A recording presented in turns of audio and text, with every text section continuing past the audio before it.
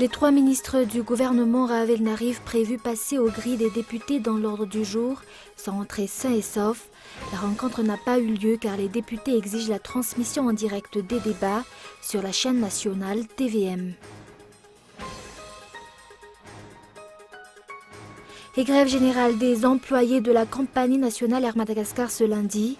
2 vols reliés Antananarivo à Tuamasin et Antananarivo à Diego ont été suspendus ce jour en raison d'une manifestation.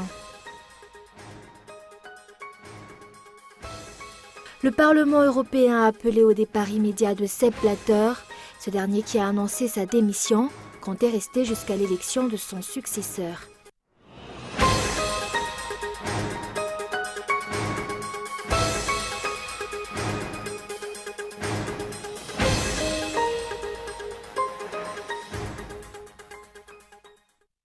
Bonsoir à tous et bienvenue dans ce journal.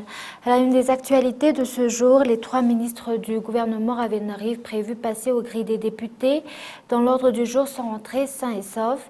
La rencontre n'a pas eu lieu car les députés exigent la transmission en direct des débats sur la chaîne nationale TVM. Et les membres du gouvernement, expliquent-ils, disent du mal des parlementaires lors de leur descente en province.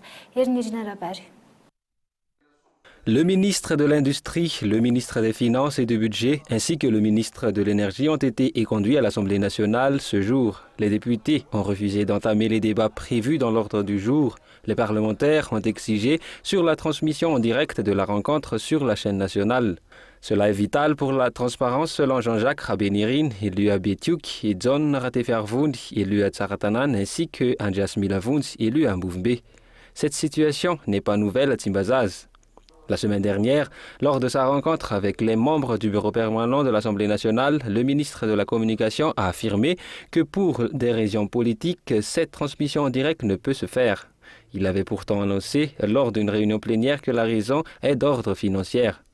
Le ministre de l'Industrie, Narsson Rafidman, était le cible des députés du fait qu'il a traité les députés de voyous, ce qu'il a démenti ce jour.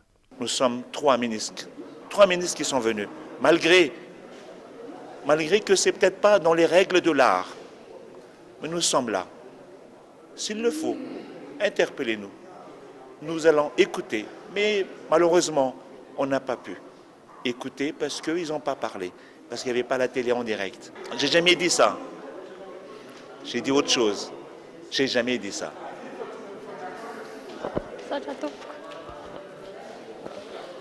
La question se pose. Le gouvernement a-t-il peur du direct ? Est-ce là la transparence que l'État chante à tout vent ? Pour information, en France par exemple, le Parlement dispose de sa propre chaîne qui fonctionne par le biais du budget de l'Assemblée nationale. Abus de pouvoir, les employés de la station télévision Viva au grand complet ont dénoncé hier le comportement partisan de l'État dans la fermeture de leur station. Seule de toutes les stations privées, Viva a été victime de la mesure. Et selon Vangia Martafka, directeur de la publication, et Ange Parson, directeur d'antenne, déclare que la fermeture n'est en aucune façon justifiée.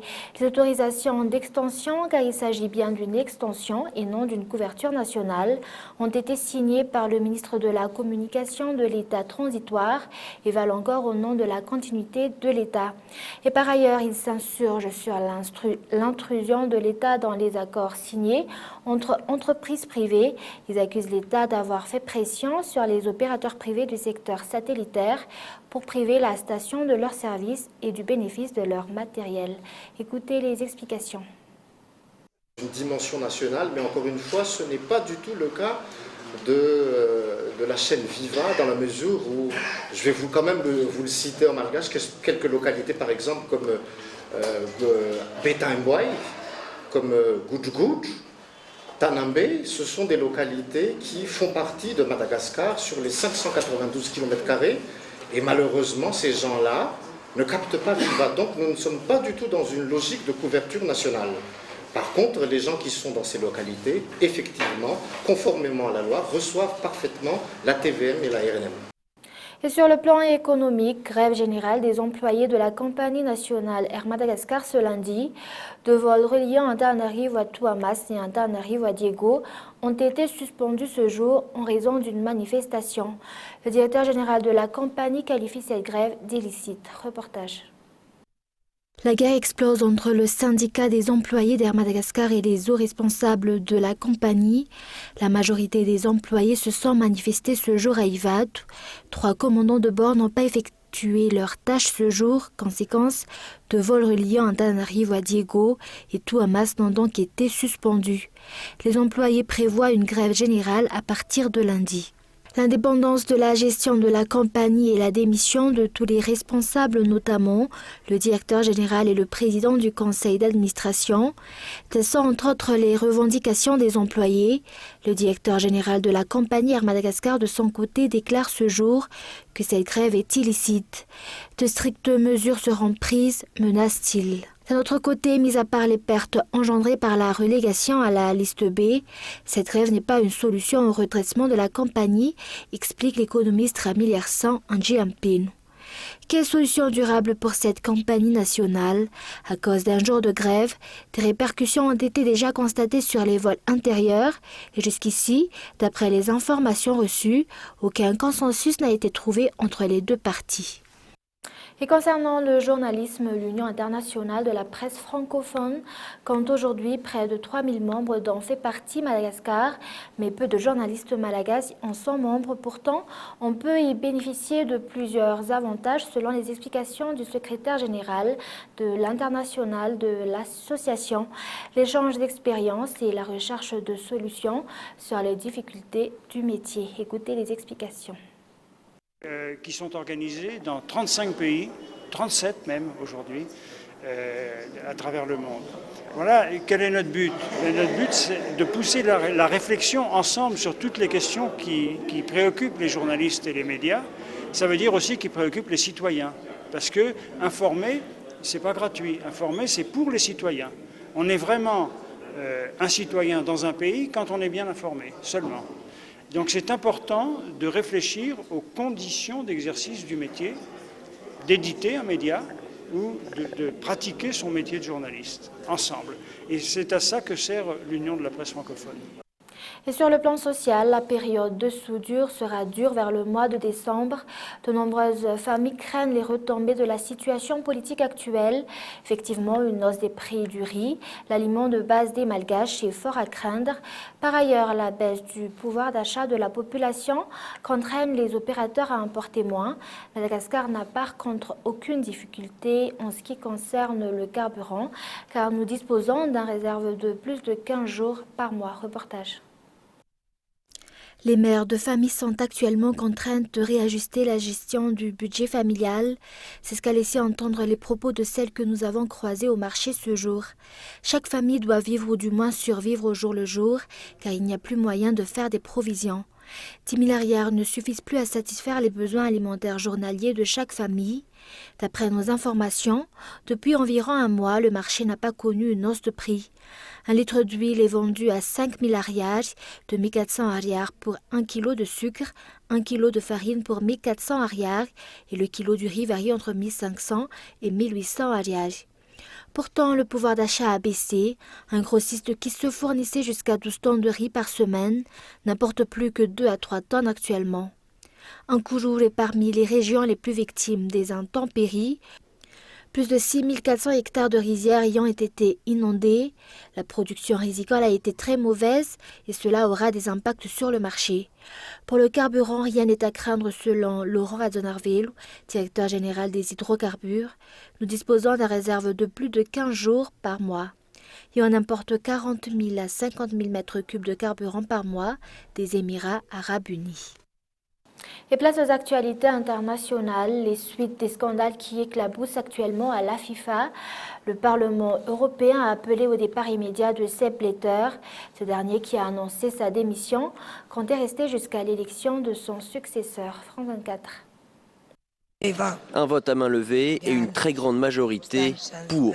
Les eurodéputés ont adopté un texte non contraignant mais qui ajoute encore un peu plus de pression sur la FIFA en demandant par exemple le départ immédiat de son président. Le Parlement se réjouit de la démission de Joseph Blatter et demande à la fédération de nommer un remplaçant pour assurer l'intérim. La FIFA doit mettre en place un système de décision transparent, équilibré et démocratique, y compris pour la désignation du nouveau président. À 79 ans, le président démissionnaire de la FIFA compte assurer son propre intérim à la tête d'une organisation soupçonnée de racket et de corruption. L'attribution de l'organisation de la Coupe du Monde 2018 à la Russie est notamment dans le viseur du FBI. Mais à Moscou, la ligne de défense ne change pas. C'est complètement ridicule. Je me demande s'il est même utile de commenter ces accusations. On essaye de nous éloigner de nos partenaires à la FIFA. Et la question que l'on doit se poser, c'est à qui est-ce que ça profite? Encore une fois, les Russes accusent les Américains. Une position qui ne contribue pas à rétablir l'image de la FIFA, une image de plus en plus difficile à défendre. Le directeur de la communication, Walter de Gregorio, a à son tour démissionné. Et il est enfin sorti de son silence. Jusque-là, il ne s'est exprimé que par communiqué. Le président turc a parlé à ses compatriotes. Reportage de France 24. C'est la première fois qu'il s'exprime depuis les élections. Recep Tayyip Erdogan a profité d'une cérémonie de remise de diplôme à des étudiants étrangers pour appeler les partis d'opposition à travailler avec lui à la formation d'un nouveau gouvernement. Tout le monde doit respecter l'expression de la volonté du peuple. Les résultats montrent que le peuple s'est exprimé en défaveur d'un gouvernement formé par un seul parti. J'espère donc que tous les partis entendront ce message. Erdogan veut que le futur gouvernement s'articule autour de l'AKP, alors que la nouvelle configuration du Parlement permettrait aux trois autres partis, le CHP, le MHP et le HDP, de gouverner seuls s'ils parvenaient à s'entendre. C'est en tout cas l'option qui intéresse le leader du parti pro-kurde, Selahattin Demirtas, la révélation de ces élections. Je ne vais pas commenter toutes les possibilités d'alliance, mais en ce qui concerne une coalition avec l'AKP, on reste sur ce qu'on a toujours dit. On envisage les autres options. Un gouvernement sans l'AKP, ce serait terrible pour Erdogan, qui pourrait perdre la confiance du parti. Le prochain congrès de l'AKP se tiendra en septembre. Et un rappel des grands points développés dans ce journal. Les trois ministres du gouvernement Ravenariv, prévus passer aux grilles des députés dans l'ordre du jour, sont rentrés sains et saufs. La rencontre n'a pas eu lieu car les députés exigent la transmission en direct des débats sur la chaîne nationale TVM. Et ensuite, les employés de la compagnie Air Madagascar prévoient une grève générale à partir de lundi. Et enfin, le Parlement européen a appelé au départ immédiat de Sepp Blatter. C'est la fin de ce journal. Merci de l'avoir suivi. Je vous donne rendez-vous demain à la même heure. Au revoir.